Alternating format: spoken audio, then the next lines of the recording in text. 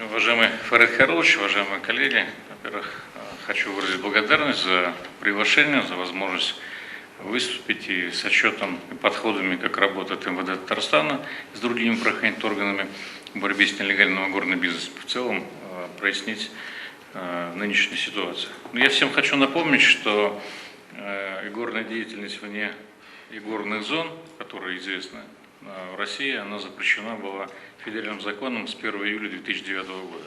Значит, с 2011 года, с 5 августа точнее, в законную силу вступила прямая как уголовная ответственность по статье 171.2, так и административная по статье 14.1.1.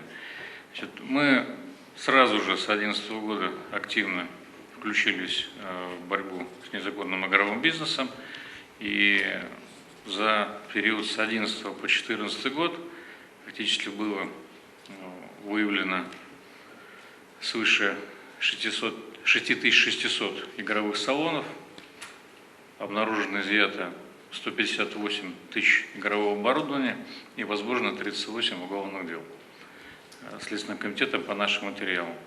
Мы все эти годы говорили, что в нормы, которые 5 августа ввели, они создавали ряд неудобств. Во-первых, это незначительная административная ответственность, особенно для физических лиц, всего лишь 500 рублей. Это трудности с уголовно-правовой практикой.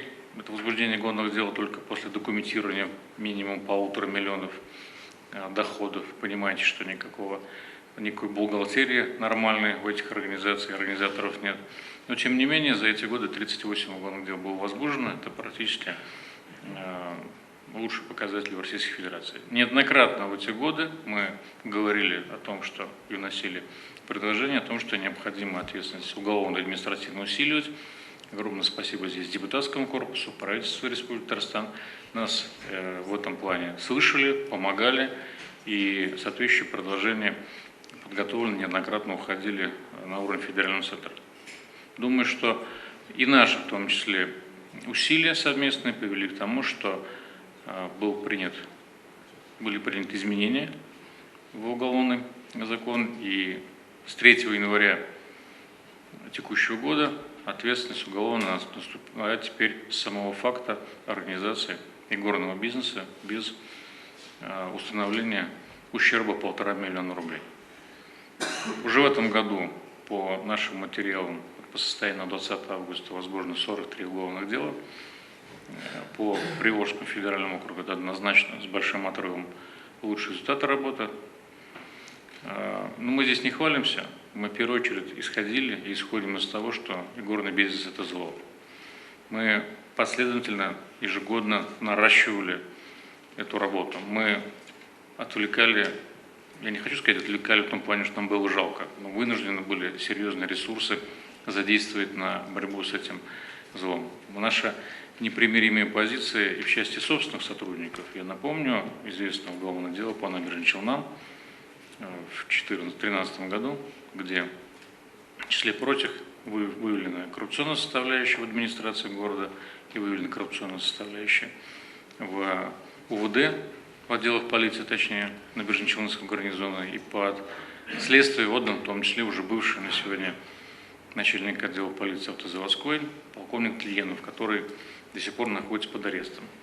В результате нашей разработки подразделения по борьбе с организованной преступностью. То, что касается участия общественности, мы с удовольствием воспринимаем любые формы участия общественности в этой борьбе, любые, подчеркиваю, отдельных лиц, организаций. И в числе прочего для этого была создана в системе народный контроль соответствующая опция, но за это время поступило 179 сообщений, из них 13 в этом году. Вы видите, что в принципе с позиции общественности нет такой большой социальной напряженности, иначе я считаю, что цифры обращений были бы значительно больше. Но проблема все равно есть. Усиление уголовного закона в этом году уже привело к значительному снижению количества этих салонов. Раньше мы, не стану скрывать, фактически работали и боролись с ветряными мельницами. Мы салон закрывали, оборудование изымали, составляли протокол направляли его в суд. К сожалению, открывался салон буквально через день, через два, через три. Еще раз закрывали и так дальше. К сожалению, таков был закон. На сегодня уголовный закон изменился, но определенные сложности есть. К сожалению, пока наше совместное предложение по введению административной ответственности за сам факт игры не услышан. Нет административной ответственности за сдачу помещений в аренду, заведомо зная, что там будет осуществляться незаконная игорная деятельность. Ну и в целом сама уголовная ответственность пока, по нашему мнению, достаточно мягка.